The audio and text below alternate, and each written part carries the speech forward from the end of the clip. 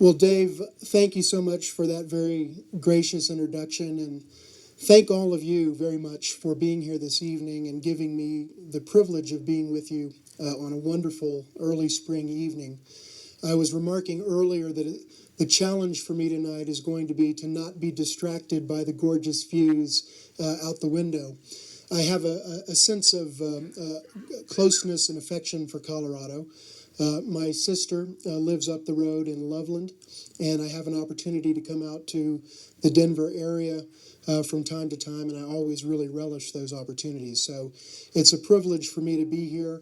The speakers that Dave mentioned are absolutely first class, and I'm honored to be in that category of sort of participating in the same series that they are. I know both Zach Carabell and Dan Wright, and again, a terrific group of folks. So thank you for this opportunity. I'm grateful to the World Affairs Council here in the Denver and Golden area. Let me just start this evening with one other comment, and that is I was very privileged this evening to have the opportunity to sit at the table with the students from Stanley Lake High School. And I have to say I was extremely impressed with their mastery and knowledge of foreign affairs and international relations, and their understanding of the key issues that we're facing in the world today, and for that matter here in the United States. And I just want to say it was very inspiring to be able to share dinner with you. I wish you the very best in Washington. I'll be pulling for you, and I wish you good luck in that contest, the World Quest contest. Thank you so much. Now, let me just start as I kind of get into my own comments with what I would say is kind of a prelude or preface to what I'd like to say. I think in some ways tonight is really a story of two powers. One is established, the other is rising. One has already logged great achievements, the other believes that great things are ahead. One is dominant in the air, the other is formidable on the ground.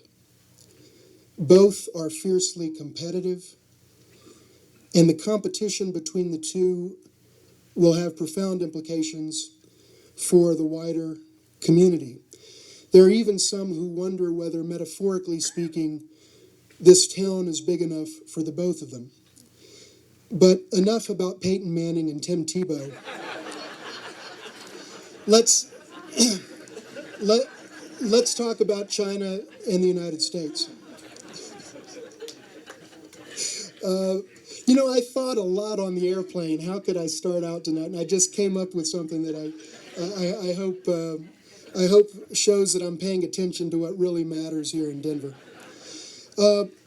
I would like to talk about the topic of Chinese foreign policy and U.S. security interests in Asia. I think it is a timely and important topic that has implications, in fact, for all of us.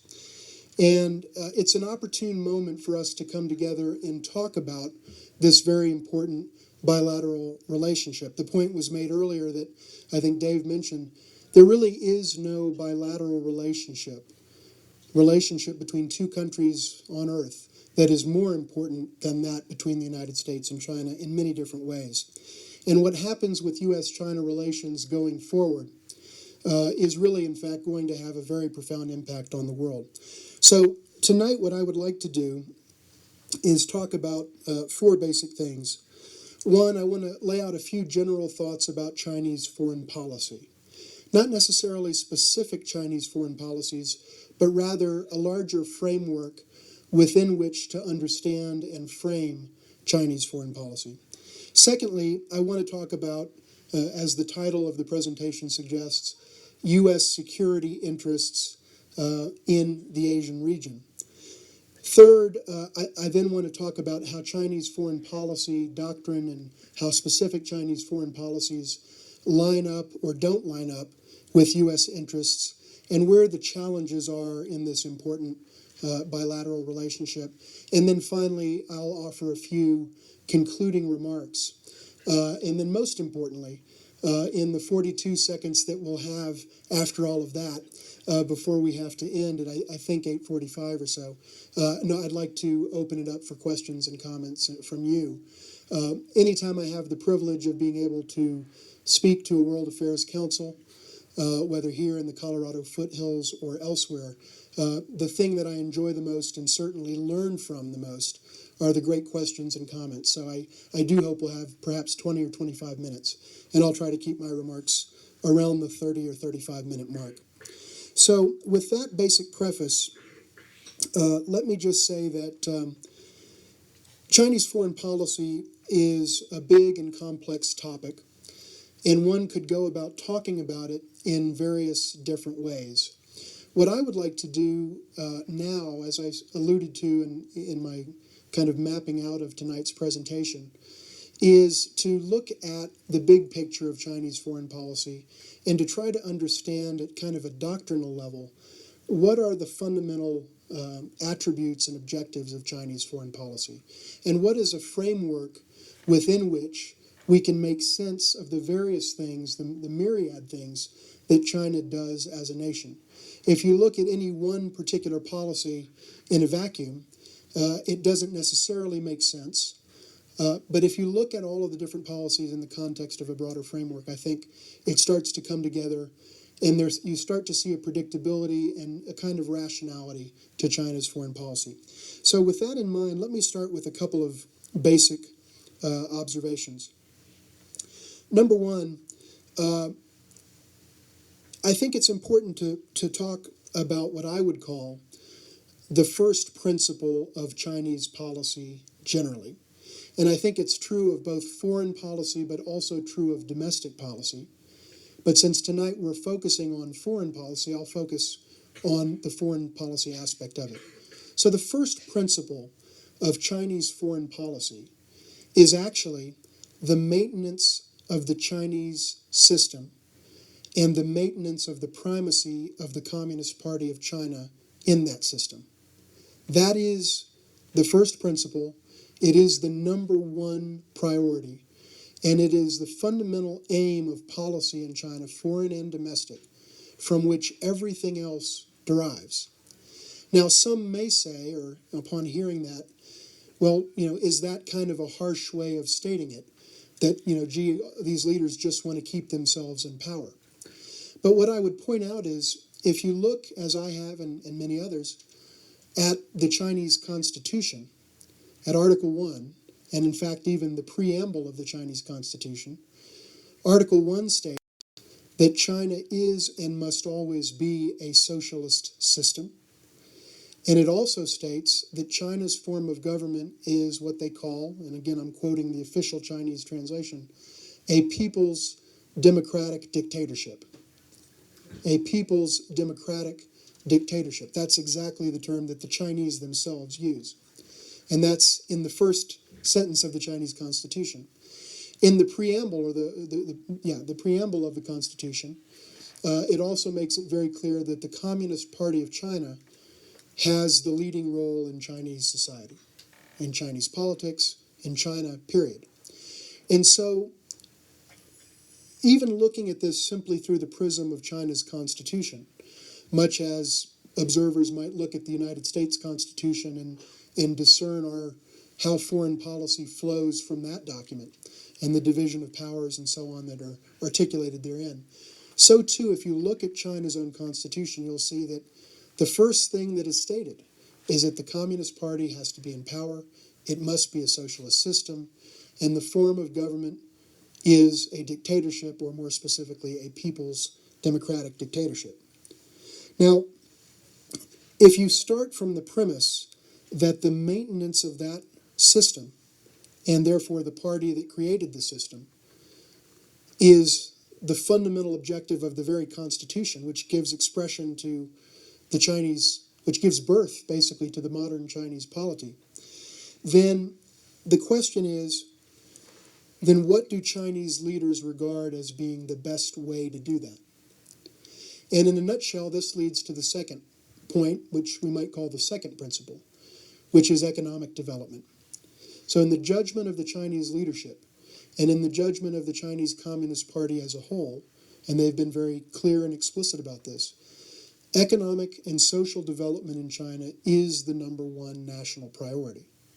And I would connect the two by saying, because the leadership has judged that by generating economic growth and social development, that presents the best and clearest path forward to the maintenance of the Chinese socialist system and people's democratic dictatorship. So economic development is absolutely central. And if you look at Chinese foreign policy, but also domestic policy, what you'll see is that everything China does is geared toward that particular objective, which then raises the next logical question. Well, if economic development is the number one policy priority, then what economic circumstances, or what circumstances in terms of foreign policy, create the optimal environment in which economic and social development can flourish? And that's where you start getting into the basic contours of contemporary Chinese foreign policy. So, for example, what are those conditions that are most conducive to rapid economic growth of the type that China has experienced over the last 30 years? Bear in mind, China's had 10% growth every one of the last 30 years. In what I think probably, and Zachary Karabell and others would know better than I do, folks that have delved into the economic side, is probably the longest run of sustained high-level economic growth in the history of humanity, that 30-year period. So how do we sustain that if we're the Chinese leadership? And the answer is, you want a country that is at peace. You want to resolve tensions and problems and disputes on your borders so that your young men and women are not fighting wars on your borders. You want stability, both internally and externally. You want clean trade routes that are not obstructed either by pirates or by military conflicts. You want to be able to get your goods to markets overseas so that you can create employment for your people. You want to be able to extract and get energy resources such as oil and natural gas from other countries to your country. You want to be able to get critical mineral resources to your country.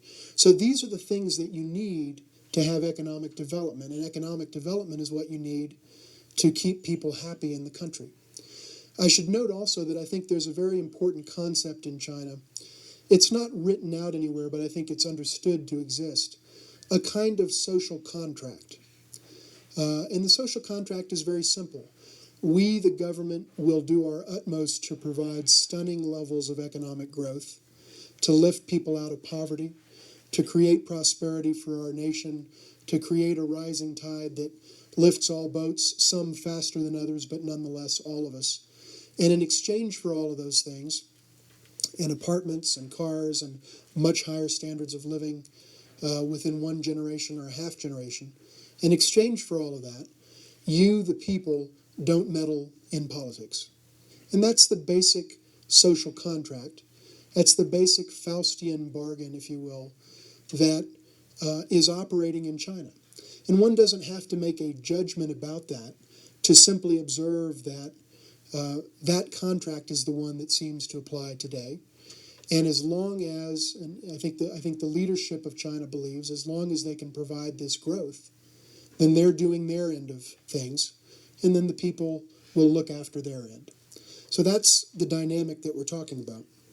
So I think it's to understand Chinese foreign policy and how the United States and China deal with each other, you have to, I think, understand these fundamental principles. And it's through these prisms that Chinese leaders look at foreign policy.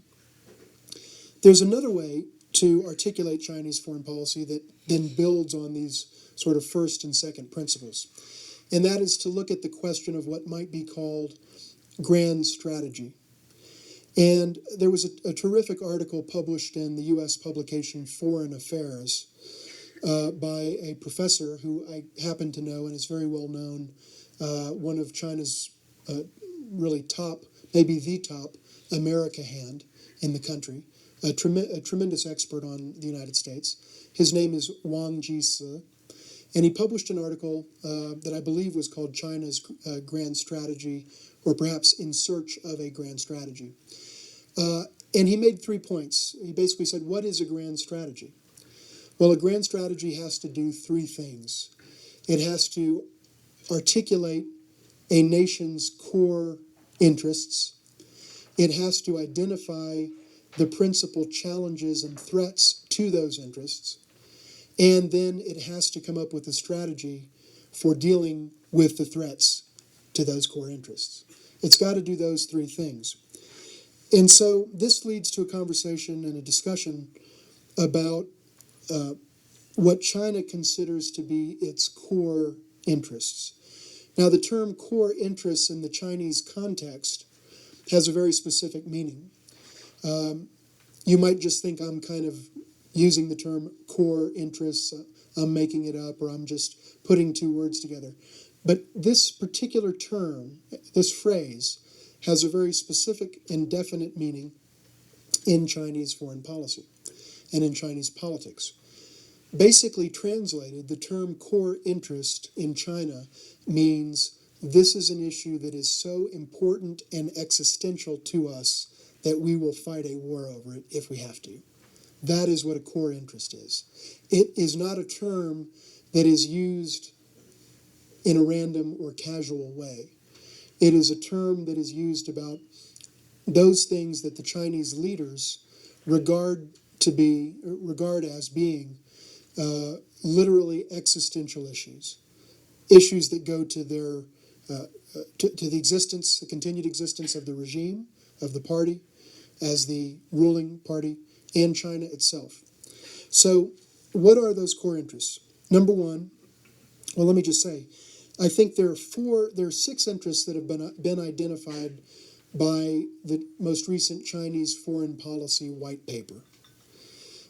So China puts together a foreign policy white paper in the same way that the United States periodically, typically about every 4 years, puts together a national security strategy. Our most recent national security strategy was prepared by the Obama administration in 2010. The one before that was prepared by the Bush administration in 2006, and so on. So China's basic equivalent to that is a foreign policy white paper. And in that document, they articulate 6 core interests, of which 4 directly pertain to foreign affairs. So let me just lay those out, because I think everything that China does is in some way bound up with advancing one or the other of these core interests. So number 1, sovereignty. Number 2, national security. Number 3, the territorial integrity of China. Number 4, and I would say related very much to number 3, is the notion of national reunification. Now that very specifically means bringing Taiwan back into the fold. There's a whole issue around Taiwan that I think many of us are aware of, where Taiwan is deemed by the leadership of mainland China to be a renegade province. It is not controlled in a de facto sense by China, but it is part of, quote, one China, a one China that both Taiwan and mainland China, and for that matter, the United States, all recognize at a conceptual level. The question then becomes, well, which China are we talking about? But the issue of Taiwan is very important, and the issue of national reunification is important. So those are the 4 core interests that pertain to foreign policy: sovereignty, national security, territorial integrity, and national reunification.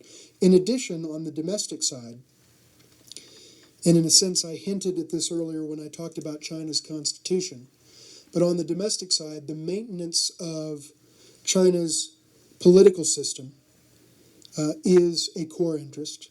And as I noted, that's articulated in the first sentence of China's constitution. And secondly, economic and social development is a core interest. So what all these things mean is whatever comes in the way of advancing one of those 6 interests is a serious problem from the standpoint of the Chinese government, and they'll do something about it, because these are the 6 pillars, if you will, of Chinese policy.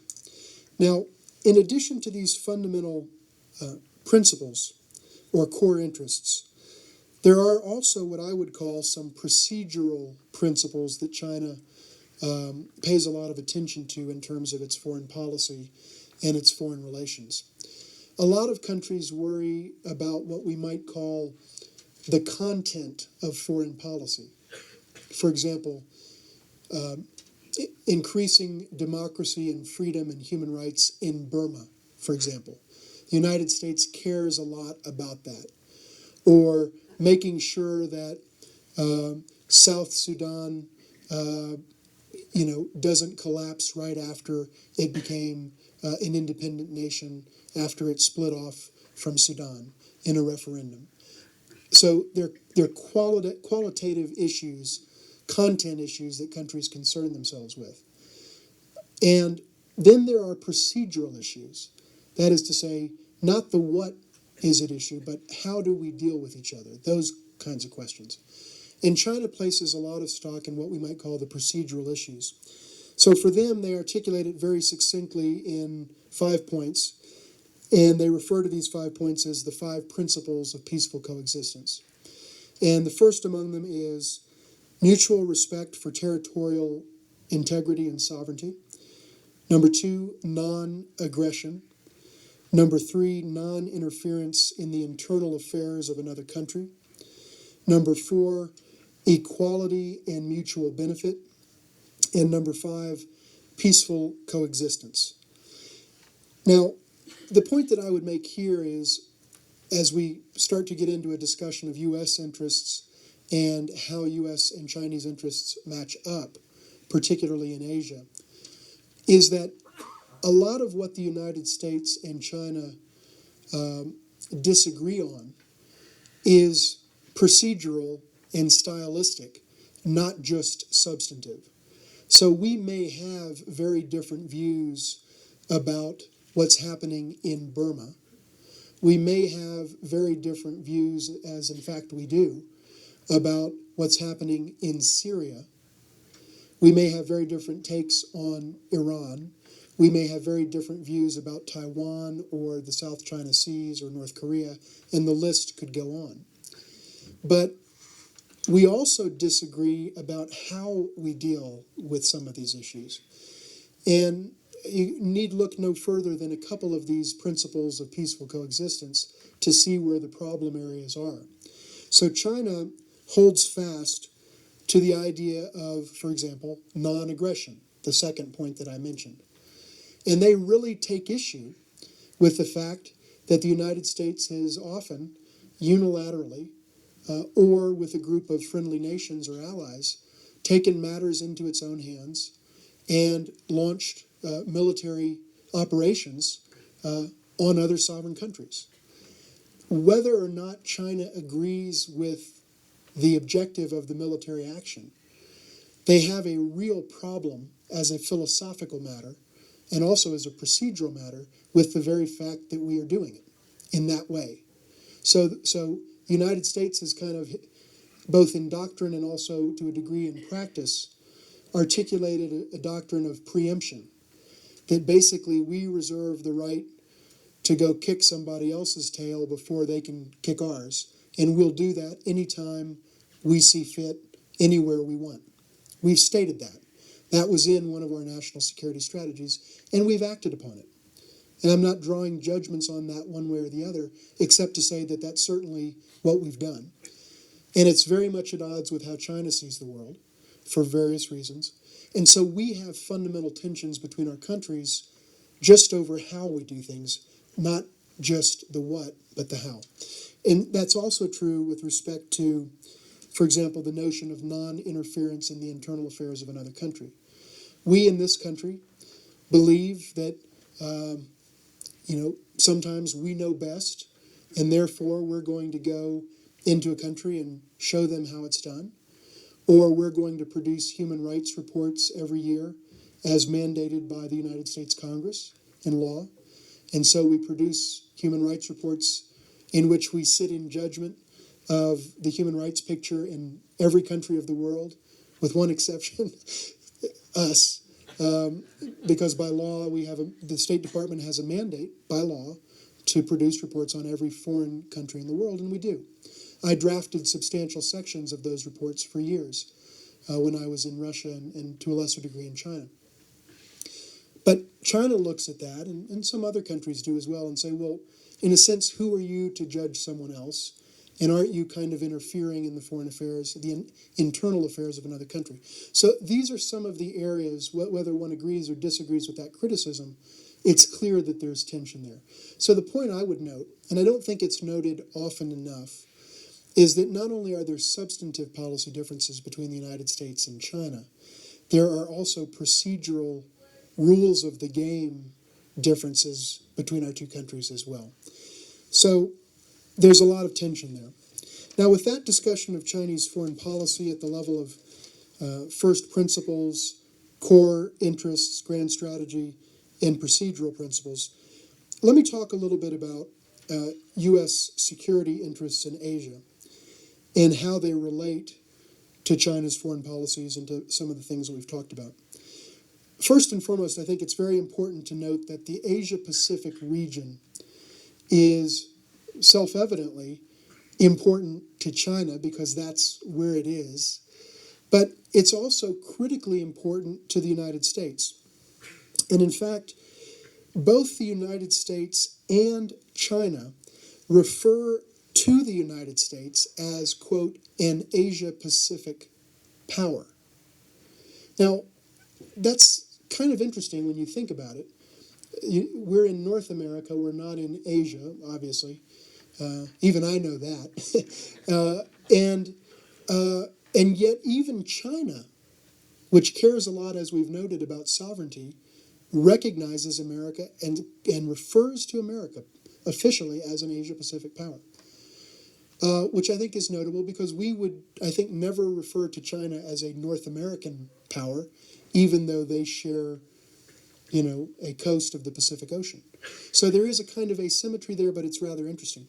The reason it exists is because when you think about it, in this day and age, it's hard to imagine a region that is today more important to the United States than the Asia-Pacific region. Even historically, bear in mind, we have fought 3 major wars in East Asia. Obviously, World War II, Korea, Vietnam. And an enormous volume of U.S. trade flows to and from Asia. Canada and Mexico have historically been our number 1 and 2 trading partners. But China has recently overtaken the number 2 spot and is now our second most important trading partner by trade volume. And obviously Japan and the many other booming economies of Asia have been a big part of our growth and our economic story. So there's an economic case. But perhaps also very significantly, Asia happens to be home in the Asia-Pacific region to probably 2 or 3 of the world's most significant hotspots today. 2 or 3 of the places where there is perhaps greater likelihood of military conflagration than almost anywhere in the world, with the, I think, notable exception of Iran, which obviously is in the news as well. But when you think about East Asia, we think about North Korea, a place that a few weeks ago the United States thought we had a deal with to deliver humanitarian aid, and they said they were going to back off their nuclear program. A couple of weeks later, they want to launch a satellite with the technology that's the very technology at issue for an intercontinental ballistic missile, basically scuttling that deal. And there's a real possibility, I don't necessarily think a likelihood, but certainly a plausible possibility that North Korea could go south, no pun intended, and that things could heat up there and that you could see full-on military conflagration on the Korean Peninsula. God forbid, but it is a possibility. Taiwan is another. I mentioned that national reunification is a core interest, and Taiwan is a core interest, therefore, of the People's Republic of China. But there's this little problem from the Chinese vantage, and that is that the United States, every couple of years, sells substantial quantities of arms to Taiwan. And the Chinese view it a little bit like how would we react if the Chinese sold arms to Colorado or to some U.S. state?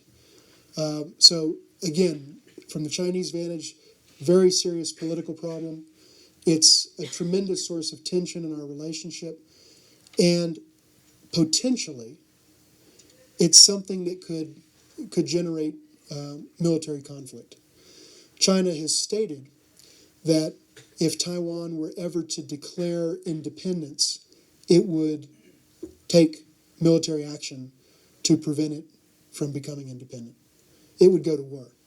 And the United States has said, in various phraseologies, we take a real interest in that eventuality, and we're not quite sure how we would react. And we've referred to that policy as strategic ambiguity, hoping that not telegraphing what we would do might be a deterrent to the Chinese. But the fact is, just from those few sentences of explication, you can see that there is a lot of tension around Taiwan. So this region is really important both to China and to the United States. Recently, President Obama unveiled what he referred to, or what his administration has referred to, as a pivot to Asia. You know, for many years now, for a decade or more, the United States has been deeply involved in Iraq and Afghanistan. We've wound down our military involvement in those conflicts, or are in the process of doing so. But the fact is, those have been central focal points of U.S. foreign policy, along with the war on terrorism more broadly, in the wake of 9/11. And we haven't, in a certain sense, paid, some would argue, the requisite attention to the Asia-Pacific region, because we've been bogged down in Central Asia, we've been focused on the Middle East and other areas of the world.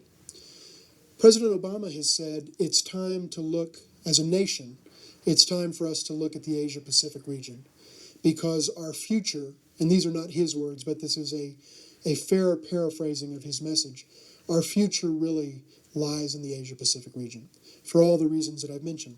So he was in the region in November on a major trip where he unveiled this pivot.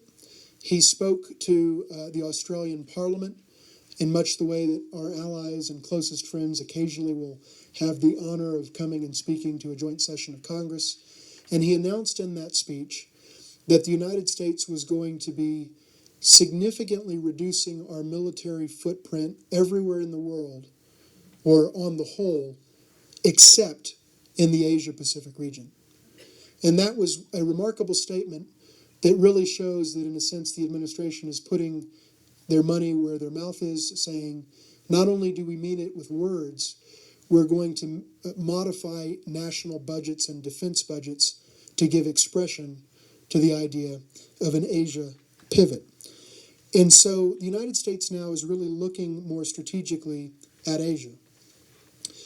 I should note, I used to work on something called APEC, the Asia-Pacific Economic Cooperation Forum, which is a group of 21 major economies in the world, including the United States, Canada, and Mexico, and a bunch of economies in East Asia, basically economies that have a Pacific coast, China obviously being among them. In the APEC, the 21 APEC economies, I remember from my time in that office, account for 40% of the world's population, 50% of the world's trade, 60% of global GDP, and 70% of economic growth in the world in recent years. So this is an area that is absolutely critical for many reasons, but those pieces of data, I think, point up just how central it is to our future from an economic standpoint. So let me segue then into what the U.S. interests are in the Asia-Pacific region, and what this pivot really means in that regard. I think in very broad terms, it's clear that, sort of from a doctrinal standpoint, what are the big picture things that the United States wants to see in Asia? And here I mean Asia as in Asia-Pacific. Number one, we want to see peace, because if there are wars going on there, whether it's around North Korea whether it's Taiwan or South China Seas or any number of other scenarios where it would be less likely than probably North Korea. That's not going to be good for anyone. It's going to be bad for trade. It's obviously going to take a toll in terms of human life. We, the United States, have lost a huge number of American lives in Asia. It's personal to us. And so we want peace in Asia. We also want to see stability. Stability means open trading lanes, predictability, countries acting the way that they say they're going to act, no big surprises, and therefore no big spikes in the price of resources and minerals and things like that. We also want to see the development of the region. In fact, I think it was Ryan, the student at the back table there, who made a very good point when we were talking at dinner about China and its importance to the United States from an economic standpoint. And in fact, it is critical. Actually, U.S. exports to China have increased dramatically in recent years. By the way, China's exports to the United States have also increased pretty dramatically, and we still have an enormous trade deficit with China. But the fact is, we are exporting a lot more to China than we ever have, and a lot of American jobs to the tune of millions, including here in Colorado and all over the country, depend on that. So the development of China, the development of other developing nations and emerging economies matters to us because as people become more prosperous, they're better able to afford American goods and services. And we try to open markets and create those trade flows and export flows. So development is important. And I would finally I would note freedom of navigation in those waters south of China, the South China Sea, the Strait of Malacca. Very important because an enormous percentage of world trade goes through a very narrow strait, the Strait of Malacca, and also through the South China Seas, which are disputed waters where several countries have claims to those waters. But keeping those waters open and keeping trade free and flowing is a very serious interest of the United States. So in all of these regards, I would say that U.S. interests in Asia at the level of doctrine, at the level of our broadest goals, match up rather well with China's interests. We don't have too many fundamental conflicts of interest because in some ways we want some of the same things. We want peace, we want stability, we want development, we want open trade and sea lanes because both of our economies depend on those things. And so we have a commonality of interest around those issues. And that's what led President Obama and Chinese President Hu Jintao to say a year ago when President Hu came to visit the United States, the following two statements. And this was in a written joint presidential statement that articulated our basic philosophy of how we view the other country. So the United States wrote in an official joint statement, quote, "The U.S. welcomes a strong, prosperous, successful China that plays a greater role in world affairs." That's what President Obama himself stated. And President Hu, in turn, said, quote, "China welcomes the United States as an Asia-Pacific nation," there's that phrase again, "that contributes to peace, stability, and prosperity in the region." So at a doctrinal level, the two countries basically welcome each other's involvement and want to deal with each other productively and constructively. Where you sometimes, and in fact where we do see disagreements, and this gets me into the sort of last main section before just a few concluding thoughts, is going down one level from doctrine, going down from the notion of peace and stability and development to the next level of issues, which is basically our specific interests. And then the third level, how do we, as two different nations, with two very different historical contexts and neighborhoods and so on, how do we achieve those interests? It's in these two areas that you see some of the greatest conflict between the United States and China. So sure, we want peace, we want stability, we want development, we have reasons for wanting those things, and pretty much everyone wants those things, with a few exceptions. There are a few outliers in the world, that, including terrorists and arguably some of the rogue regimes that may not want peace, but most nations do. But the next question is the one where the problem arises. So what are our specific interests and how do we achieve them? And I'll sort of conclude my presentation with a brief reference to these issues.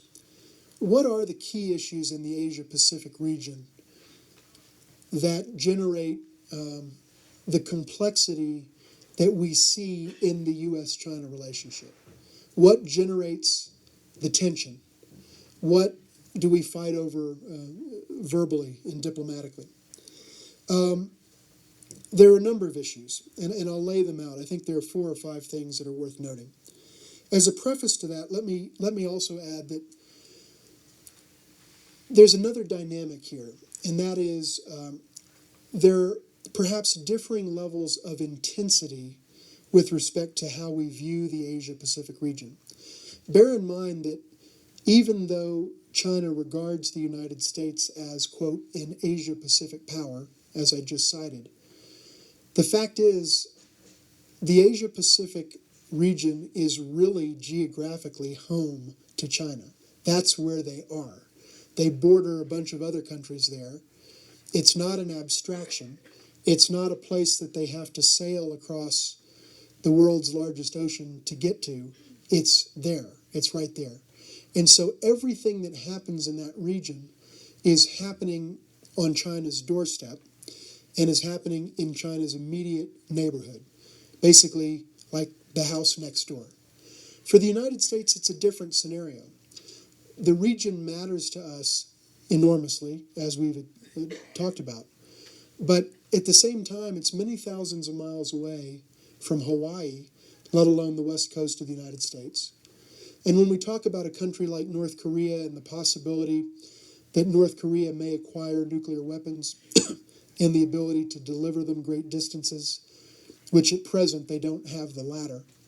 They have nuclear weapons, but they don't have the ability to reach the United States, thank God.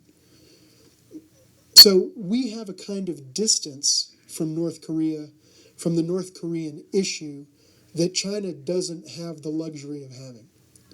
We also have a kind of distance from Taiwan for the same geographic reasons that China doesn't have.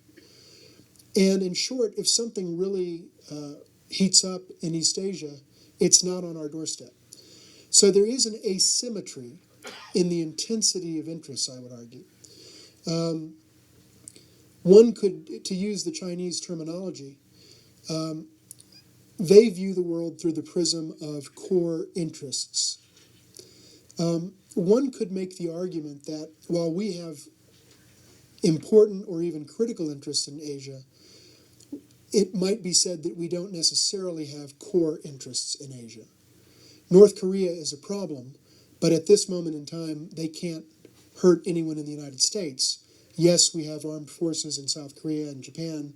Certainly those in Korea are within the range of North Korea's military forces. But on the whole, the American population is much more removed from the problem. That asymmetry gives rise to some of the tensions we see play out as well. Now, with that being said, let me just flag a couple of issues and then I'll conclude. So I think the key issues on the U.S. China agenda with respect to the Asia-Pacific region, which is what I'll focus on here, can kind of be named on one hand. First and foremost, I think there's the issue of Taiwan. As I mentioned, for China, this is existential. For China, the Chinese leadership could never abide and have stated that they never will abide or allow the independence of Taiwan. That is to say, Taiwan declaring itself to be an independent nation. China has stated very specifically, and I think credibly, that if that were ever to happen, they would go to war to stop it. And I don't think any serious military analyst in the world that understands the relative capabilities of the mainland versus the capabilities of Taiwan would have any doubts as to what the ultimate outcome of a fight would be. So Taiwan is a very serious issue, and with respect to the United States and China, the issue specifically is that the United States periodically sells several $billion worth of arms, including arguably some fairly sophisticated equipment, to Taiwan, pursuant to the Taiwan Relations Act, which is a law that was passed in 1979 that stipulates and mandates that the United States must, by law, sell defensive articles and services to Taiwan as required for Taiwan's self-defense. So the United States would be in violation of the law if it didn't sell armaments to Taiwan. China isn't so wild about that. And we have enormous problems in our bilateral relationship because of that. One of the consequences of that is that our militaries, the United States and the Chinese military, don't have the relationship and the communication that we ought to have as two very important world powers, certainly a superpower, but also an important regional power. Because China objects so strenuously to U.S. arms sales to Taiwan, in protest of those sales, they often shut down the relationship and make it impossible for us to engage in exchange so that we can get a better understanding of Chinese military thinking and China can get a better understanding of ours. That, in turn, deepens the mistrust when you don't have those communications and you get a kind of negative cycle of mistrust. So Taiwan is a very significant problem in Asia. North Korea, we've mentioned. Here again, we'll use that rubric, the three levels: doctrine, interests, and tactics. At the level of doctrine, the United States and China agree on North Korea, 100%. Neither the United States nor China wants a nuclear North Korea. Both of us want a non-nuclear Korean peninsula. We've stated that. That's doctrine. At the level of interest and tactics, the question starts to be, how do we get there? And in this regard, the United States and China have very differing points of views. To put it rather simply, but I think accurately, the United States has basically taken the position that we need to be tough with North Korea. And that means sanctions. It means taking North Korea to task when it sank a South Korean battleship and killed 46 people, which by any definition is literally an act of war. But North Korea did it. The United States and many other countries were quick to level extremely harsh criticism, which I think was very appropriate. But China refused to join in that chorus of critics and refused to condemn that action. So they took a very different point of view. So how we get there tactically is an area where the United States and China have disagreed on North Korea. That remains a serious problem or issue, I would say, in the relationship. The South China Sea is another significant issue. As I mentioned, there is a section of sea southeast of China that China claims significant swaths of, but so do Vietnam and Malaysia and Brunei and Taiwan and the Philippines. And if you look at a map with all the claims, it overlaps in a way that you can't make heads or tails of. Everyone wants the same patch of water. And they want it for a number of reasons, not least because there are some extremely valuable energy and mineral resources on that seabed. So that's a question where the United States takes the view that those sea lanes must remain open. China takes the view these are our waters. They don't try to enforce that view, but they take the view that these waters belong to us. There's a real conflict over those two visions, and that has generated some tensions in recent years. So South China Sea is another one. Finally, I think I would say, and there are a couple of, we could talk about Burma or a few other relatively minor issues from the standpoint of U.S. China relations. But the last one I would mention that I think is important is the whole question of trade. You know, in years past, I go back long enough to remember, as some of you in this room might as well, President Clinton's first run for the presidency in 1992. And the notion of China coming into a presidential campaign and the tough rhetoric goes back a long way. That was the first presidential election after Tiananmen of 1989. And I remember very clearly that Governor Clinton at that time was really blasting China on human rights. Didn't say a word about trade. I think if you looked back at his transcripts of his public statements as governor, as a candidate for president, I don't think there was a single reference to trade. It was all human rights. Fast forward 20 years to today. So we have a Republican primary unfolding. In fact, as we sit here, I don't know if any of you have gotten on your cell phones the Illinois results, but there was a big primary in Illinois today. And Romney and Gingrich and Santorum and Ron Paul from my beloved home state of Texas are in the mix and competing for votes. What's really interesting about this particular GOP race, or this particular primary, irrespective of its party, is that there's zero mention of human rights with respect to China and a lot of mention of the trade issues. So Romney has gone so far as to say, and he's been most vocal on this particular issue because economics and trade and prosperity are very much at the core of his campaign themes. He has said two things about China repeatedly in debates and speeches and in many other contexts. Number one, he's kind of famously said, on day one, when I take the oath of office and become president of the United States, I will have China listed as a currency manipulator, and that will give us the tools we need to crack down on China for undervaluing its currency, the renminbi, and that will immediately start to show benefits in terms of the balance of trade and more U.S. exports to China. He said that. On day one, I will label China a currency manipulator. Those were his words. He's also said, and this is really interesting, and I don't think anyone has pointed this out yet, so kind of note to self, I need to write a little article about this. Please don't beat me to it, anybody, because I think this is an interesting point. He has said, the budget, the national budget of our country, the federal budget, is very much at issue in this campaign. Everyone's talking about it. President Obama and the Democrats in Congress and the candidates for president on the Republican side, everybody.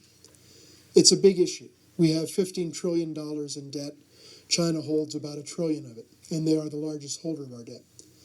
So the whole question of spending is central to this race. And here is what Romney has said on spending. He said, the acid test of whether we should spend U.S., and these are not his exact words, but this is definitely his message. The acid test of whether the United States should spend your tax dollars, our tax dollars, is this spending priority important enough for us to borrow from China to spend? If it's important enough that we're willing to borrow from China to get the money to do it, then let's do it. If it's not important enough that we're willing to borrow from China, then we shouldn't do it. Now that is an absolutely remarkable statement. At face value, Governor Romney, a serious front-running candidate for president of the United States, is saying that the defining question about how we spend federal dollars is whether we have to borrow from China. Now, the point that I would make is, I think it's an interesting point that he makes. I think it's a memorable point. But it also shows how kind of deeply under the skin of the United States and the American people China has gotten. Let me riff one other little story in that you may or may not have heard or remembered from Pennsylvania. It was late last year, snow was on the ground, football season, the NFL. and the Vikings were supposed to go play in Philadelphia. And for the first time in decades, the game was snowed out.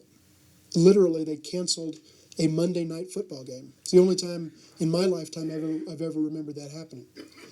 And Governor Rendell said, and I quote, "We have become a nation of wusses." He said if this were China, they would have had armies of volunteers on the street clearing out the snow, and they would have been doing calculus problems on the way to the stadium. That's what Governor Rendell said. That's almost an exact verbatim quote. He said, "We've become a nation of wusses. China is, in essence, tougher than we are." So these kinds of comments go to two things. Number one, how deeply embedded China has become in the American psyche and in the American political discourse. And back to my point, how important China has become as a topic in the context of trade, which is this fourth really big issue that disproportionately is about the Asia-Pacific region. So let me conclude by just saying, and I think we'll have about 10 or maybe 15 minutes for questions. Let me conclude by just saying, I think there is broad, although not complete, doctrinal convergence between the United States and China. There is, in many ways, a fairly substantial commonality of interests with some exceptions. Syria, for example, being one, Iran arguably being another. But there's generally a pretty good commonality of interests. However, there are very diverging perspectives on some key issues, and in particular, on the tactics of how we get from point A to point B. There is an inherent tension between the United States and China, owing to the size of the two countries, owing to the growth trajectories, and I would say the rather different economic growth trajectories of the two countries, and also owing to the enormous complexity of the bilateral agenda between the United States and China.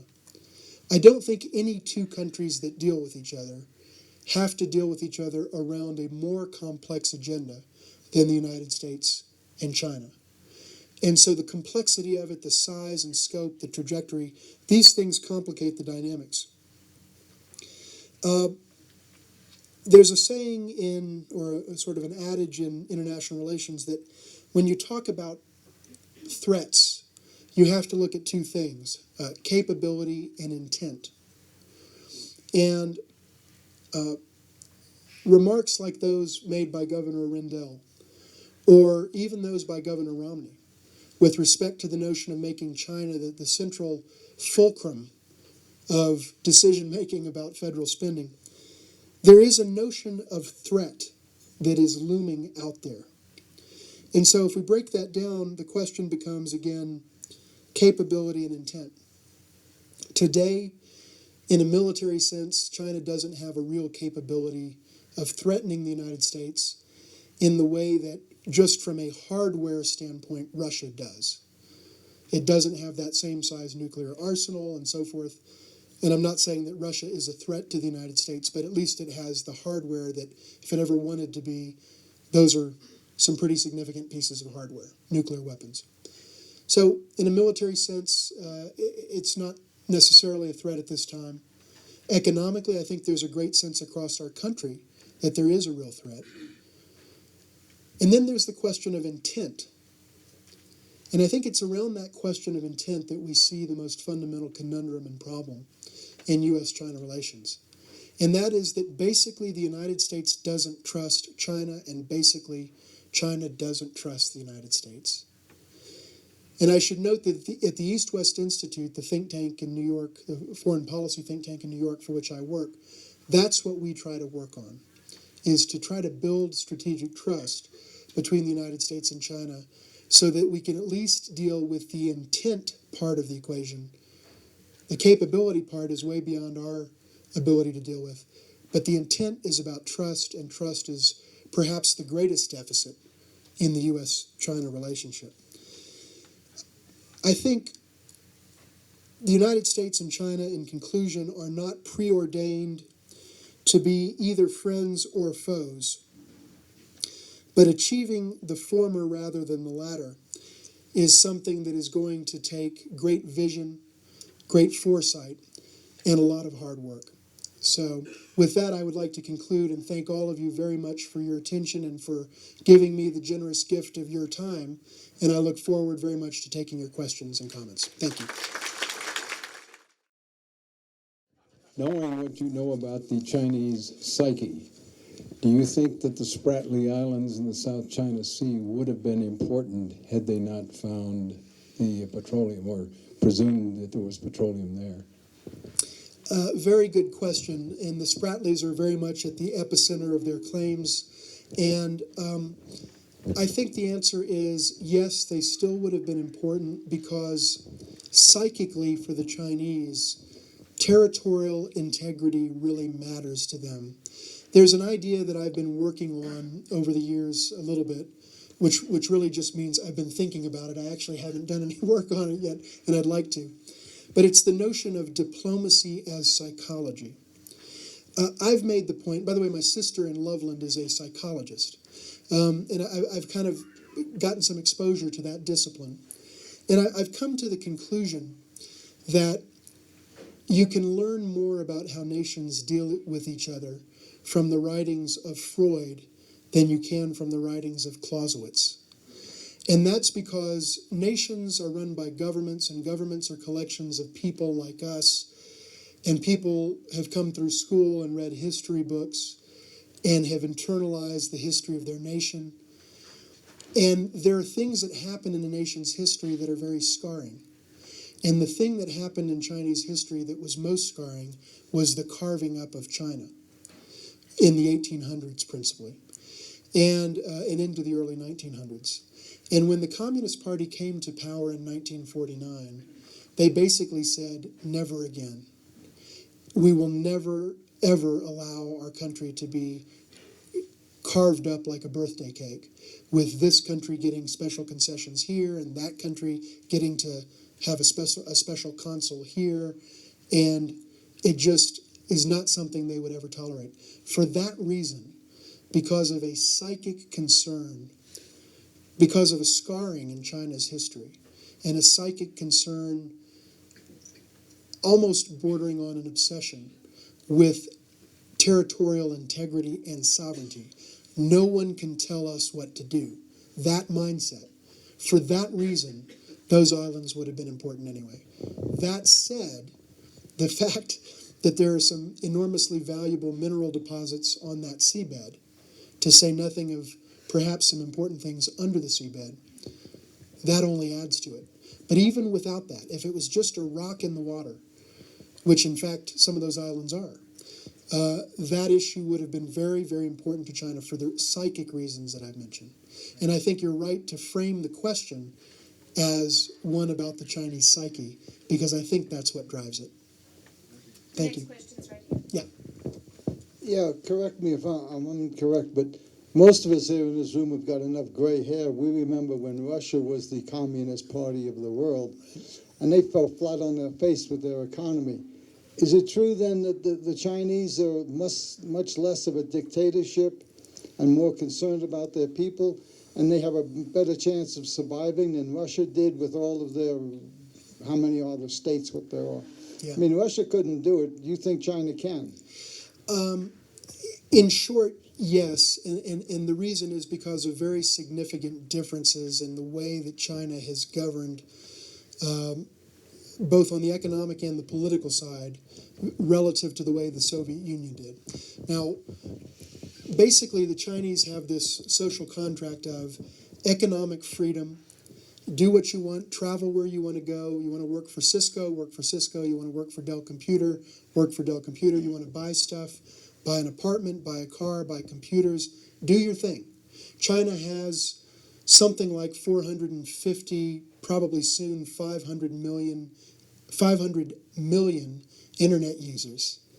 They've got nearly that number of cell phone users. Both of those figures exceed the entire population of our country by a good margin. So economically, laissez-faire for the most part. There are certain strategic industries that are not free market, but the majority of the Chinese market is driven, majority of the Chinese economy is driven on the market mechanism. That was not true in the Soviet Union. So there's been an enormous level of wealth creation in China that has created an enormous leap forward in terms of prosperity, in terms of incomes, in terms of material goods, in terms of basically quality of life for virtually, well, let's say the overwhelming majority of Chinese. Some have risen much faster than others, make no mistake. But everyone is doing better, pretty much, than they were 30 years ago. And they see that. So there's an enormous difference between China and Russia with respect to the question of economic governance. This leads to another point that I would make that I think is significant.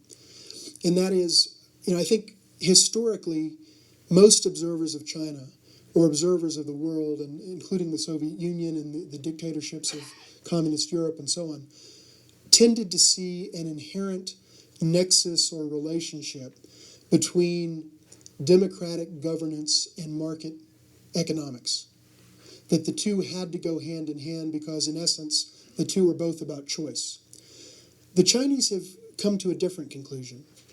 And the results of what China has done create an interesting conceptual question. And that is, if you've got a dictatorship, which China has, where you have senior leaders that are not accountable to voters in the way that our politicians are ultimately accountable to we the people and we the voters, then you have leadership in China that can come in, that can know that leadership, certainly the top two leaders, will serve for 10 years, pretty much no matter what. And then they can make decisions for the country on a 10-year time horizon or even a 20-year time horizon in a way that members of the United States Congress and U.S. presidents would never, ever have the luxury of being able to do. Because they're not accountable to voters. And they're not on a 2, 4, or 6-year cycle. And they can make tough decisions about their economy and wrenching decisions about their economy, like tearing down the entire social safety network. And there's not a darn thing anyone can do about it. And it might be that decision happens to be for the good of the country, or it generates growth. And they're not having to respond to voters in Iowa, New Hampshire, South Carolina, and right down the line.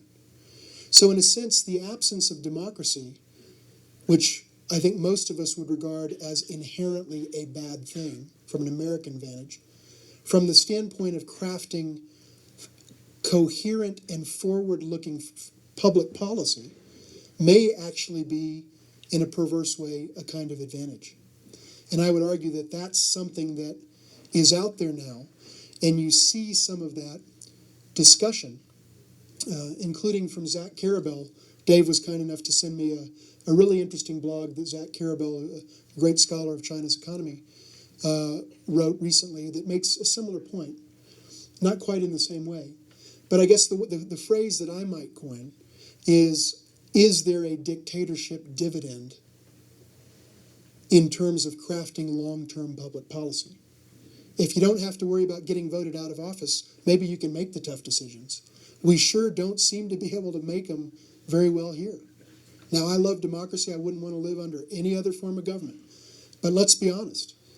In terms of public policy performance, we've generated an enormous debt. We're not willing to pay for what we're getting as a people. So there's a lot of interesting questions here that I think we ourselves have to do some soul searching. And, that's a separate topic on U.S. domestic politics. But as far as China, the reason I think it's not Russia, or more the Soviet Union, is that they're managing the economy in a way that was vastly different from the Soviet Union. They're keeping the lid on politically, which is something that pains us Americans to see, but they're doing it for their reasons. And they're creating enough space in society for some level of innovation around the internet, around the new economy, and they're seeing results. They're seeing economic results. And as long as those economic results are delivered, My sense is the Communist Party is going to be in power for as long as those results are delivered, because I think that's what the operative social contract really is. We have a question here in the back, and then we'll just have time for one more question. We will go over to the east side of the room. Okay, and I'll be happy to stick around for a few moments afterwards if anyone has a question that they'd like to ask after the event proper. So thank you. I am wondering if you view the U.S.'s continued support of Taiwan and China's continued support of North Korea as relics of the Cold War. And then going forward, do you see both countries being flexible in altering their support of those two respective countries? Good question. And in short, there was a Cold War element to the dynamic between mainland China, Taiwan, and the United States. But I don't think principally that it is a vestige of the Cold War, because I think there's a different dynamic now. The different dynamic now, and just quickly going back to the history, and we were talking with the students about the importance of history just a while ago. In 1949, there wasn't an issue of Taiwan. There was the Chinese Civil War. People fled to Taiwan, created an alternate regime called the Republic of China. It's still called the Republic of China by its own government and its own people. And then there's the People's Republic of China on the mainland. So it goes back to 1949. And I think the dynamic today is, at that time, Taiwan was no more a democracy than Communist China was. It was every bit as much a dictatorship as Communist China was. What happened in the interim is, somewhere along the way, specifically in 1996, Taiwan became a democracy and voted, in the 23 million people, or 21 million at that time, came together and did something we cherish the blessing to be able to do, and that is they voted for their choice of candidates for president. And in 96 they did, in 2000, 2004, 2008, and again this spring. So Taiwan has now had 5 democratic, free, fair elections for president and for their legislature and others. The dynamic now is that the United States, and I think the American people broadly, but certainly the U.S. Congress unquestionably, and the U.S. executive branch in its own way, feel a very special kinship and bond with Taiwan, because it is a place that, while we don't recognize as a matter of national policy Taiwan as a country, we don't have, quote, diplomatic relations, we don't have, quote, an ambassador in Taiwan. The fact is, we regard Taiwan as a friend and a fellow democracy. And the United States, the American people, and the United States Congress, more than any other entity, cares a lot about the fate of that democracy. And I think that is what is driving the U.S. position. I don't think it's about Cold War. I don't think it's about containing China. It's just that we feel a kindred spirit, a kindredness of spirit with Taiwan.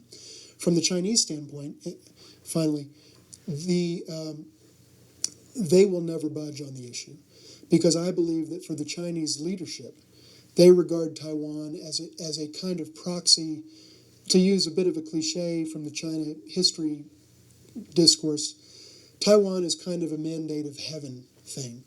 In the old empires of old, if there was a terrible drought or flood, it demonstrated to the people that the emperor had lost the mandate of heaven, and therefore it was okay to overthrow the emperor. And that's how people then sort of interpreted things, and even the emperors and their cabinets, if you will. But I think that, in my opinion, and I think in the analysis of others, the communist leadership looks at Taiwan and believes if they ever were to lose Taiwan, they would lose the mandate of heaven. It would set off a domino effect vis-a-vis other parts of China, and it would be the end of China as we know it, as they know it today. So they'll never budge a single millimeter ever on sovereignty and national reunification. And the United States, I don't think, is going to budge much on the question of democracy. And it was Congress that imposed the obligation, the legal obligation, to sell defensive arms to Taiwan. And it's a tough issue. We work on this issue a little bit, and the issue's been around and been difficult for 30 years, and it's going to take a while longer, and it's going to take very bright young people like the folks sitting at that table back there another period of time to resolve it. Yes, ma'am. One more question. Yes, ma'am. Some economists feel that a lot of the Chinese production should go to the local consumers as opposed to export. What's your view on that? Well, I think there's now been an enormous shift in the basic structure of the Chinese economy, where up to this point it's been primarily driven by exports.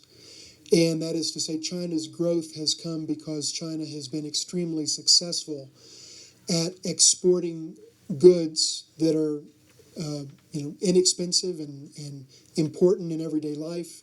I don't think any of us probably, don't have some item of Chinese clothing on us or in our handbags or whatever. And so it's very much bound up with the daily economic life of the American consumer and consumers all over the world. And that was the path to growth. What they've done with their most recent 5-year plan, the 12th 5-year plan, which is a kind of new beginning, if you will, or let's say a change in emphasis in China's economic structure, is they want to create a more domestic consumption-driven model of growth. And so you see enormous explosions of wealth in China. Many millions of people, some of whom I know personally, quite a few of my good friends there, overnight became multi-millionaires in U.S. dollar terms because the houses that they had been gifted by the government in a one-time gift went onto the market, and all of a sudden, would have made Las Vegas blush during its heyday. They went up many thousands of % in a span of 3-4 years. And it created an enormous amount of wealth. Some wonder whether there's a bubble there, but the fact is there's a lot of wealth. And so the Chinese leadership is trying to get people to take that wealth, consume it, spur domestic production.